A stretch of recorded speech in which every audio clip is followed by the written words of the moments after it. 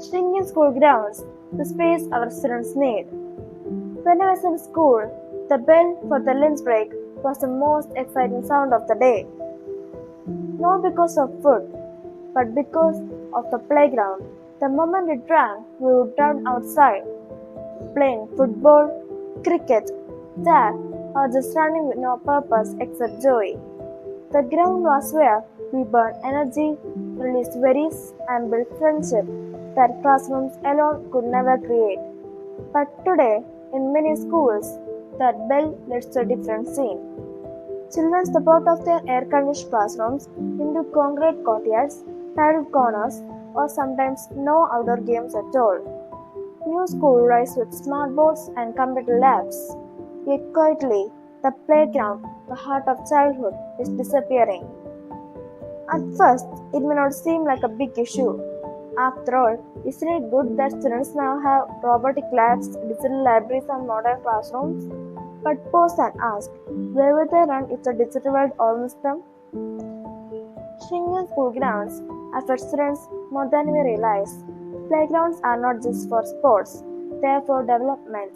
They teach teamwork, leadership, patience, and resilience. A child who misses a shot in basketball learns to try again. A child who loses a race learns to accept defeat with dignity. These lessons cannot be downloaded from an app. The research shows that students who play outdoors have better focus, stronger memory, and healthier emotional balance. Yet, in many urban schools, wide grounds are traded for corridors and fields for parking roads. The result? Rising obesity, anxiety, and even aggression. We are preparing children for a future where they must work in teams, solve problems creatively, and manage pressure. How will they learn teamwork without games? How will they handle pressure if they are never allowed to release it? A school without a ground is like a body without life. It looks alive, but something essential is missing. So, what can we do? First, schools must rethink priorities. When land is limited, the playground should not be the first casualty. Our policymakers must step in. Just as there are rules for labs and libraries, there should be minimum space requirements for play.